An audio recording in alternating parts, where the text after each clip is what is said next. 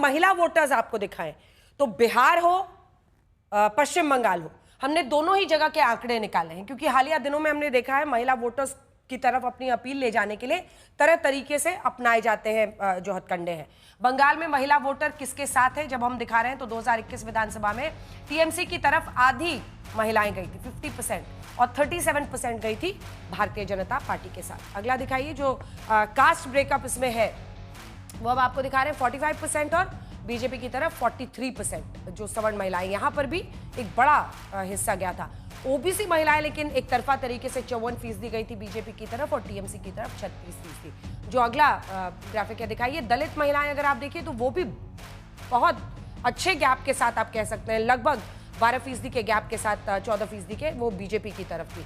आदिवासी महिलाएं लेकिन ज्यादा टीएमसी की तरफ थी और मुस्लिम महिलाएं अगर आप देखिए तो वो एक तरफा 75% वोट मुस्लिम महिलाओं का सीधा गया था टीएमसी को और बीजेपी को सिर्फ 7%। अब बिहार में आपको जल्दी से ब्रेकअप दिखा देते हैं। जो ओवरऑल अगर आप देख रहे हैं तो भारतीय जनता पार्टी की तरफ 38% है, बहुत कम का गैप है 1% का, 37% महागठबंधन की तरफ जिसमें आरजेडी वामदल सभी शामिल थे, कांग्रेस, इधर अन्य को 25% गए। अब अगला दिखाइए कास्ट वाइज, यहां पर भी अगर आप ब्रेकअप देखिए तो 59% 59% सवर्ण महिलाओं ने बीजेपी को दिया, 12% महागठबंधन को, 29%। तो यहां पर नंबर 3 पर रहा था महागठबंधन। वहीं यादव महिलाएं अगर आप देखिए एक तरफा वोट, मतलब अगर पुरुष भी हैं तो सब है, वो आरजेडी की तरफ वोट जाता है, 82% वहां पर गया। अगला दिखा दीजिए, क्योंकि इससे आपको एक समझ में आएगा, सब अपने अपने वोट को रिझाने की जो कोशिश करते हैं। 63% एनडीए की तरफ जो ओबीसी महिलाएं हैं और बहुत बड़ा गैप है, बाकी दोनों 18-19% पे है। अगला दिखाइए, और ओबीसी मतदाता बड़े पैमाने पर अगर आप देखिए तो वो रहा है बीजेपी के साथ। वहीं अगर आप एनडीए में देखिए तो 33% जो दलित महिलाएं हैं वो भी इधर गई थी और इसके लिए एक बड़ा फैक्टर नीतीश कुमार को भी माना जाता है, 24% महागठबंधन की तरफ, लेकिन सबसे ऊपर है 43% के साथ अन्य। तो ये अपने आप में बहुत बड़ा टेलिंग फैक्टर है। और मुस्लिम वोट में एकदम एक तरफा था बीजेपी, वही चाहे बंगाल हो चाहे बिहार हो, 6% 7% पे अटकी और 74% एक तरफा महागठबंधन को गया था। ये दिखाते हुए अभिषेक झा जी आपके पास आते हुए क्या पॉलिटिकल फायदा उठाया जा रहा है? अंजना जी, हमने कई मौकों पर इस बात को स्पष्ट किया है और मजबूती से इस बात को रखा है कि पहलगाम में हमला होता है, हमारी सेना मुंहतोड़ जवाब देती है, ऑपरेशन सिंदूर इसका नाम रखा जाता है। हमारे देश की दो वीर बहनें आकर सेना की तरफ से सारी चीजों को ब्रीफ करती हैं। इन सब का चुनाव से कोई लेना देना नहीं। अरे सिर्फ इस साल बिहार में ही चुनाव है ना, अभी लोकसभा में 4.5 साल का वक्त बचा है, अगले साल अन्य प्रदेशों में चुनाव होने हैं, वो सारी बातें हैं। देखिए, जो भी शोज होते हैं, रोड शो हो रहा है या कोई भी जो कार्यक्रम हो रहे हैं, तिरंगा यात्रा लोग निकाल रहे हैं, सिंदूर बांटने की बात की जा रही है, ये सब कुछ जो हो रहा है वो सिर्फ देश के लोगों में एक जोश भरने के लिए और ये बताने के लिए कि अगर आतंकियों ने हमारी माताओं, हमारी बहनों, हमारी बेटियों के सिंदूर को उजाड़ा है तो हम उनके घर में घुसकर मार सकते हैं, 100-100 किलोमीटर अंदर जाकर मिसाइलें दाग सकते हैं और सबका बदला ले सकते हैं। ये सिर्फ एक देश में सकारात्मक माहौल बने इसलिए चीजें होती हैं। मुझे ये बात समझ में नहीं आती है कि हाँ ठीक है, कुछ समय बीत चुका है तो विपक्ष के चेहरे पर से मुखौटा उतर चुका है कि पहले ये कहते थे कि हम हर मसले पर मजबूती से सरकार के साथ खड़े हैं, सरकार जो फैसला करती है वो एकदम सही है, पाकिस्तान को, आतंकियों को मुंहतोड़ जवाब मिलना चाहिए।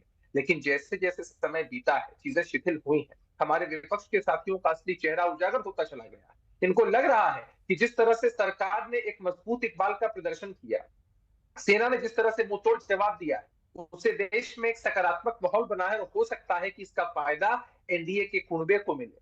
अरे भाई, आप चिंतित क्यों हो रहे हैं? जब आपने हमें समर्थन दे ही दिया, सरकार एनडीए मोदी जी को समर्थन दे ही दिया ऑल पार्टी मीटिंग में, तो जो कुछ हुआ है उसमें आपकी भी सहभागिता है, हर देश के नागरिक की सहभागिता है। और ये जो भी कार्यक्रम है कोई पॉलिटिकल कार्यक्रम नहीं है, ये चुनाव के मद्देनजर हम प्रोग्राम्स नहीं कर रहे हैं। ये प्रोग्राम सिर्फ इसलिए हो रहे हैं कि लोगों के अंदर जो नेगेटिविटी आई थी कि इस तरह से हम मरमाहत हो गए थे, चीजें बहुत सकारात्मक दिशा में जा सकी। तो हमें लगता है कि इनका नैरेटिव हो सकता है। और जहां तक महिला वोटर्स की बात है, आज हम्म भी बिहार में महिला वोटर्स की पहली पसंद राजनीतिक रूप से आदरणीय नीतीश कुमार जी का नेतृत्व है। और हाँ इसके कारण में अगर आप जाएंगे अंजना जी, तो हम्म 50% तक का आरक्षण देना स्थानीय निकाय के चुनावों में, हम्म 35% तक का आरक्षण ठीक देना है। सरकारी नौकरियों में, 33% का आरक्षण देना इंजीनियरिंग जी। मेडिकल की पढ़ाई में। आज हमारी बेटियां हमको हर थाने में अत्याधुनिक हथियारों के साथ दिखती हैं, स्कूलों में पोशाक पहन के साइकिल से लेकिन जाते हैं, लेकिन जो लड़ाई बेटियां है अभिषेक जी, लड़ाई ऐसा नहीं है कि एक तरफा मामला है। हमने वोट परसेंटेज हम दिखाई रहे हैं बिहार का। अनुराग भदौरिया जी, 100 बात की एक बात यह है कि ऐसा लगता है कि विपक्ष इस बात से बहुत ग्रसित है कि कहीं बीजेपी को, नरेंद्र मोदी को इस ऑपरेशन सिंदूर का फायदा ना हो जाए। सच है? देखिए देखिए, विपक्ष नहीं, सत्ता पक्ष को ये लग रहा है कि हमें इसकी क्रेडिट कैसे बटोरना है। विपक्ष तो राष्ट्र के साथ खड़ा है। विपक्ष के नेता तो देश की राष्ट्र की बात कर रहे हैं, राष्ट्र की एकता की बात कर रहे हैं, विदेश की धरती पे जाके पाकिस्तान को बेनकाब कर रहे हैं। लेकिन भारतीय जनता पार्टी के नेता किसकी भाषा बोल रहे हैं? क्या वो पाकिस्तानी भाषा नहीं है? वो जिस तरह के इनके नेता आपने इनके विजय शाह है, अब कौन सी भाषा बोल रहे हैं? अपनी सेना के अधिकारियों का अपमान कर रहे हैं। इनके रवि कुमार हैं, ये भी तो पाकिस्तानी भाषा बोल रहे हैं। अपने आईएएस अधिकारी को फौजिया जी को बोलते हैं लगता है पाकिस्तान से आई है। दूसरे इनके रामचंद्र जाखड़ा जी हैं, वो तो हमारी जो बेटियां बहनें जो जिनका मांग का सिंदूर उजड़ा है, उनमें उन वीरांगना का भाव नहीं दिखाई दे रहा है। अरे भैया, मैंने वीरांगनाओं को जब जब देखा, लोहा देखा, तपते देखा, पिघलते देखा, ढलते देखा, मैंने उनको गोली जैसा चलते देखा। और वो जब मुसीबत में अपने बच्चों को, परिवार को समेटे हुए थी, उनके पति चले गए तो उसके बावजूद भी अपने बच्चों को समेटे हुए आज भी पाकिस्तान आतंकियों के खिलाफ, पाकिस्तान के खिलाफ मुखर होकर बोल रही है। वो वीरांगना नहीं है तो क्या है? और आप उनकी वीरांगना पे सवाल उठाते हैं। कमाल की बात कर रहे हैं आप भी। और दूसरी बात, जब जब इनके नेता मुंह खोल रहे हैं तो क्या बोल रहे हैं? एक पठानिया है इनके, उधमपुर के विधायक है, वो एयरफोर्स पे सवाल उठा रहे हैं। अब सोचिए आप, इनके नेता हमारी सेना पे सवाल उठा रहे हैं, हमारी बहन बेटियां जिनका सिंदूर उजड़ा है उनकी वीरांगना पे सवाल उठा रहे हैं, एयरफोर्स पे सवाल उठा रहे हैं। और तो और कई कई तो नेता इनके डिप्टी सीएम ऐसे, उन्हें पता ही नहीं चलता है कि उनके राज्य का सपूत शहीद हो गया है। तो कौन है यहाँ पाकिस्तान की भाषा बोल रहा है? भारतीय जनता पार्टी के नेता। और विपक्ष के नेता क्या बोल रहे हैं? इनको आईना दिखा रहे हैं। चाइना जो हमारा नंबर 1 दुश्मन है, लगातार आदरणीय नेताजी बोलते रहे, और चाइना दुश्मन है। उस चाइना को आप जो वहां पे चाइना हथियार सप्लाई कर रहा है पाकिस्तान को, उस चाइना का आप यहाँ इन्वेस्टमेंट करा रहे हैं उत्तर प्रदेश के अंदर में, देश के अंदर में 2500 करोड़ का इन्वेस्टमेंट अभी आपने अलाउ किया है कि फुटवेयर में आके करेगा। वो चाइना जो हमारा दुश्मन देश को सप्लाई कर रहा है हथियार, उसको आप अपने देश में व्यापार बढ़ाने का मौका दे रहे हैं। ये क्या है? इसमें जवाब कौन देगा? एक तरफ आप बोलते हो कि सारी प्रोडक्ट है घर में देखोगे तो सब चाइनीज प्रोडक्ट मिलेंगे, तो फिर आप चाइना को क्यों बढ़ावा दे रहे हो हमारे देश के अंदर? एक एक करके जवाब मेरे देश के अंदर में। इसके लिए शहजाद जी, आप विपक्ष के नेताओं को ब्लेम नहीं कर सकते हैं। आपके एमपी के मंत्री से लेकर आपके अनेकों नेताओं ने इतने संवेदनहीन और आपत्तिजनक बयान दिए हैं, इसका क्रेडिट तो आप ही को लेना पड़ेगा, आपकी पार्टी को लेना पड़ेगा। देखिए, ऐसा है अंजना जी, मैं इस सवाल पे 20 सेकंड में आता हूं, पर शुरुआत करता हूं जो अनुराग जी ने कहा। नहीं, अरे आप तय करेंगे क्या भाई साहब? आप अपनी पार्टी की तो लाइन तय कर लो। आप पार्टी की लाइन तय कर लो ना, और ऑल पार्टी डेलीगेशन में आतंकी है या सांसद है वो तय कर लो। मेरे पे सवाल मत उठाओ अंजना जी। देखिए, मैंने भदौरिया किसी के बीच में नहीं बोला। ठीक है, बोलिए शहजाद के बीच में नहीं बोला। शहजाद अब ये हरे हरे ड्रोन आएंगे तो फिर से अंजना जी वही हो जाएगा ना। हरे ड्रोन आएंगे तो फिर मुझे उड़ाना पड़ेगा। अंजना जी, शहजाद जी बोलिए, कृपया करके धीरज डिबेट में हरे नीले मत क्या करो, मानसिकता जो। शहजाद जी जल्दी बोलिए। देखिए अंजना जी, जैसे एक गुड टेरर और बैड टेरर नहीं होता ना, तो ये अनुराग जी को बताइए, गुड एसपी और बैड एसपी नहीं होती। ये समाजवादी के गुड एसपी बन के आते हैं यहाँ पे, बोलते हैं हम तो साथ है जी, और इनके लाल बिहारी यादव बोलते हैं पहलगाम करवाया गया। इनके राम गोपाल यादव जी बोलते हैं कि व्योमिका सिंह जी डैश डैश है, हम तो माफी मांगते हैं विदाउट कंडीशन। राम गोपाल यादव जी के लिए माफी मंगवा के दिखाइए। देखिए क्या बोला। अब देखा अंजना जी, हम में और इनका अंतर, हम अनकंडीशनली अपोलोजाइज करते हैं, ये अनकंडीशनली डिफेंड करते हैं। अंजना जी, ऐसे तो आपकी डिबेट कभी नहीं होती। अनुराग जी क्या तरीका है? अनुराग जी, फिर बिना मतलब का मुझे ऑडियो कम कराना पड़ेगा। उत्तेजित हो रहे भाई, ज्यादा ही कुछ उत्तेजित हो रहे, पता नहीं इतना तो उत्तेजित पाकिस्तान नहीं हो रहा बेनकाब होने पे। अंजना जी ये क्यों है? आवाज नीचे कर दीजिए। शहजाद जी जल्दी बोलिए। हाँ, मैं जल्दी ही बोल रहा हूँ। मैं कैसे बोलूं? पर ये इतने स्पीड ब्रेकर डालेंगे तो कैसे मेरी गाड़ी कैसे आगे बढ़ेगी? सुनिए, मैं बोल रहा हूं कि गजब की एकता है भाई। मतलब कि ऑल पार्टी डेलीगेशन में राजीव राय को चलता घूमता आतंकी बोला है कांग्रेस ने, ये गजब की एकता है। ये ऑपरेशन सिंदूर को फेलियर बोला है संजय राउत ने, ये गजब की एकता है। ऑपरेशन सिंदूर के कूटनीतिक स्ट्राइक पे, मतलब कि ये जो ऑल पार्टी डेलीगेशन गए उस पर टूर ट्रैवल बारात ना जाने क्या क्या बोला, ये गजब की एकता है। IWT नहीं सस्पेंड होना चाहिए, लेफ्ट ने प्रोटेस्ट निकाला, ये इनके साथी है, गजब की एकता है। गजब की एकता है भाई। और चीन पे कौन ज्ञान दे रहा है? चीन पे वो पार्टी ज्ञान दे रही है जिनकी एक अलायंस पार्टनर कांग्रेस चाइना के साथ एमओयू करके बैठी है, दूसरी अलायंस पार्टनर लेफ्ट जो चाइना के सेंटेनरी ईयर्स को सेलिब्रेट करती है कम्युनिस्ट पार्टी के, और कहती है आईडब्ल्यूटी बंद नहीं होना चाहिए, और जाकर बोलती है कि 1962 में जो खून दिया भारत के सेना को वो गलत दिया। गजब की इनकी एकता है, समझ में नहीं आता। अब मैं आना चाहता हूं दूसरे पॉइंट पे। अब जो रागिनी जी ने कहा मैंने थरूर जी की किताब पढ़ ली। अच्छी बात है, थरूर जी की किताब पढ़ी, तो ये बताओ डीजीएमओ स्ट्राइक अनाउंस करते जैसे 2016 में रणबीर सिंह लेफ्टिनेंट जनरल ने किया था, आपके समय पर पहले तो 2, 6, 9, 11 ऐसे 3-4 आंकड़े हैं। किसने अनाउंस किया था डीजीएमओ की तरफ से? बताइए वो कौन अनाउंस किया था, और 26/11 के बाद कौन सी सर्जिकल स्ट्राइक फली मेजर के कहने पर की थी? जरा स्पेसिफिकली जवाब दीजिए। मनमोहन सिंह बोलकर आए कि मैंने अटैक नहीं किया, ये मेरी उपलब्धि है। मनीष तिवारी की किताब में है 10 फ्लैश पॉइंट्स 20 वॉर्स, ऐसे कुछ उनकी किताब का नाम है, 10 फ्लैश पॉइंट्स नाम है। उसमें उन्होंने कहा कि काइनेटिक एक्शन नहीं लिया गया। और बराक ओबामा, क्योंकि आपको प्रेसिडेंट की बात बहुत अच्छी लगती है यूएस के, बराक ओबामा ने लिखा है कि Manmohan Singh did not take the action because he feared कि इसका पॉलिटिकल फायदा कोई और उठाना ले जाए। ये स्टेटमेंट है। और मीडिएशन वो होता है मैडम जब आईडब्ल्यूटी में आप वर्ल्ड बैंक को दावत दे देते हैं। आज वर्ल्ड बैंक बाहर चला गया। एक खबर आ रही है, आपको बीच में रोक रहे हैं जरा। मोदी सरकार के 11 साल होने पर मंत्रियों को निर्देश दिए गए हैं। सूचना प्रसारण मंत्रालय बनाएगा बुकलेट, और जो सरकार के कामकाज है, सभी 11 जो सभी मंत्री हैं वो 11 साल की उपलब्धियों का विवरण देंगे, लोगों के बीच जाकर बताएंगे उन्होंने क्या काम किया है। सोशल मीडिया पर उपलब्धियों का प्रचार करेंगे अलग अलग विभाग। 9 जून को मोदी सरकार के तीसरे कार्यकाल का 1 साल पूरा हो रहा है, और साथ ही 11 साल का समय भी हो रहा है।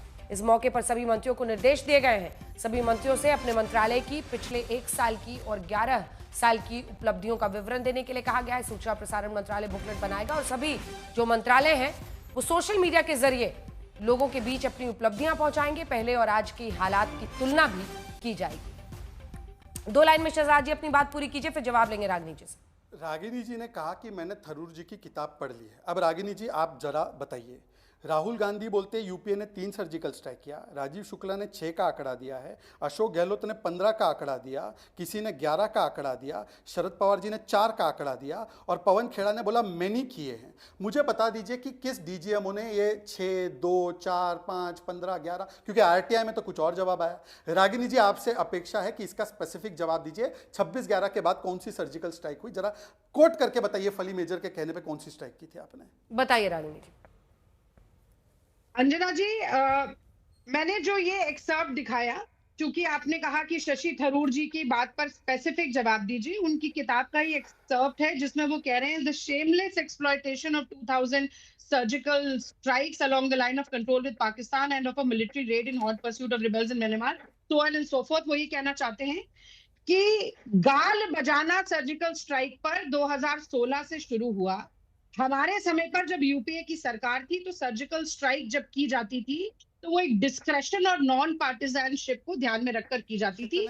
ये किताब आप भी पढ़ लीजिए। अच्छा, चीन पर बात हुई, मैं चीन पर आना चाहती हूँ, बीच में मत बोलिए। आपने अपना जवाब बताइए ना। कांग्रेस के 6 बताएं। क्या मैं जवाब दे सकती हूँ? कांग्रेस ठीक है शहजाद जी वो जवाब दे रही है, इसका जवाब दे रही है, वो बताएंगे कितने सर्जिकल स्ट्राइक्स कुल किए गए थे रागिनी जी, और क्यों नहीं बताया गया था? अभी तो आप लोग ये भी पूछते हैं कि स्ट्राइक किया तो सबूत दीजिए। उस समय क्यों पता, किसके दबाव में नहीं बताया देश को? मैंने आपको अभी कहा कि एक डिस्क्रेशन और नॉन पार्टिजानशिप होती है, जिसके चलते शशि थरूर ने खुद लिखा है। जब वो आ जाए आप उनसे पूछ लीजिएगा, उन्हीं ने ये कंट्रोवर्सी शुरू की। पर मुझे कुछ आगे भी तो बोलने दीजिए। आप मेरे साथ तो बार बार एक ही सवाल घुमा घुमा के पूछती हैं। मैं चीन की एक बात जरूर करना चाहती हूँ, ये जितना भी दांत निपोर लें, 1962 की तरफ अंजना जी ले जाऊंगी, बस 1 मिनट का समय मुझे दीजिए। कई टर्म के प्रधानमंत्री 72 साल के पंडित नेहरू थे, 36 साल के अटल बिहारी वाजपेयी थे, पहली बार के सांसद थे। 3 और सांसद सदस्यों के साथ वो पंडित नेहरू जी के पास गए जब चीन और भारत का युद्ध चल रहा था, युद्ध विराम की घोषणा नहीं हुई थी। उन्होंने कहा कि विशेष सत्र बुलाइए ना, हम बोलना चाहते हैं। And the kind of Democrat that Pandit Nehru was, लोकतंत्र के प्रणेता जो इस देश में थे। 8 नवंबर को उन्होंने, अक्टूबर की बात है, 8 नवंबर को विशेष सत्र बुलाया। उसमें अटल बिहारी वाजपेयी न सिर्फ बोले बल्कि पानी पी पी कर उन्होंने देश की सरकार को युद्ध के दौरान जब चीन सीमा के अंदर घुसपैठ कर रहा था कोसा भी, बेशरम, पापी और न जाने क्या क्या बोला, पंडित नेहरू ने सुना और जवाब दिया। आज तक कभी हमने अटल बिहारी वाजपेयी को चीन का एजेंट नहीं कहा। निशाने पाकिस्तान मोरारजी देसाई को मिला, हमने कभी पाकिस्तान परस्त नहीं कहा। अटल बिहारी वाजपेयी जी ने लाहौर बस यात्रा चलाई, हमने नहीं कहा कि वो आईएसआई के एजेंट है या पाकिस्तान की बात करते हैं। नरेंद्र मोदी तो स्वयं आईएसआई को ज्वाइंट इन्वेस्टिगेशन करने के लिए पठानकोट में लेकर आए, साड़ी शॉल डिप्लोमेसी की, बर्थडे केक खाने के लिए बिन बुलाए चले गए पाकिस्तान में। हमने कभी देश के प्रधानमंत्री के लिए इस तरह के शब्दों का प्रयोग नहीं किया। आज मैं ये पूछना चाहती हूँ, कैसा विरोधाभास है अंजना जी कि आप चाहते हैं कि देश की छवि के लिए, देश के हित में दलगत राजनीति को दूर रख के दलगत एकता के लिए तमाम राजनीतिक दलों के नेता जाएं, बात करें, कर रहे हैं, पाकिस्तान को बेनकाब कर रहे हैं, और आप उन्हीं नेताओं को यहाँ पर पाकिस्तान परस्त कह रहे हैं। एक बात चुन लीजिए। लेकिन फिर ये कैसे अलग है रागिनी जी, ये कैसे अलग है? क्योंकि देखिए आपकी बात बीच में टोक रही हूँ, इसीलिए आपसे काउंटर क्वेश्चन करिए, उसके बाद अनुराग जी मैं आ जाऊंगी आपके पास। आपने खुद ही कहा कि वहां देखिए पाकिस्तान परस्त कह रहे। अरे मैडम थोड़ा सवाल भी सुन लीजिए ना, काउंटर क्वेश्चन उनसे भी कर रही हूँ, आपसे भी करूंगी, ऐसा थोड़ी है। देखिए आपने कहा कि पाकिस्तान परस्त वो कहते हैं, आपके नेता, आपके सांसद, आपके फॉर्मर मिनिस्टर थरूर जाते हैं, उनको आपकी पार्टी के नेता कह देते हैं सुपर प्रवक्ता ऑफ बीजेपी। तो कैसे आप अलग हो गए और महान पार्टी हो गए? दूसरा, आपने कहा डिस्क्रिशनरी पास, वही डिस्क्रिशनरी का नीचे में मतलब, उसका हिंदी में मतलब होता है विवेकाधीन, मतलब आप विवेक से जो भी फैसला लें। आज तो आप सेना से पूछ रहे हैं बताओ भाई कितने प्लेन गिरे, वही डीजीएमओ कर रहे हैं ना प्रेस कॉन्फ्रेंस, जिन्होंने इन ऑपरेशंस को को अंजाम दिया। आप बार बार पूछते हैं बताओ कितने प्लेन गिरे, तो फिर तब क्या विवेकाधीन? तब तो आपने सेना की विवेक पर छोड़ा ही नहीं। दो सवाल है, दोनों का जवाब दीजिएगा। आप शायद भूल गई, अभी आज से 3-4 दिन पहले यही बहस हमारी हुई थी, ये 3 सवाल आपने पूछे थे और मैंने इनका बड़े तफसील के साथ जवाब दिया था। हमने ये कभी नहीं पूछा कि ऑपरेशन सिंदूर में कितने भारतीय विमानों का नुकसान हुआ। हमने पूछा कि अगर पाकिस्तान को पूर्व सूचना दी गई, अगर स्ट्रैटेजिक इंफॉर्मेशन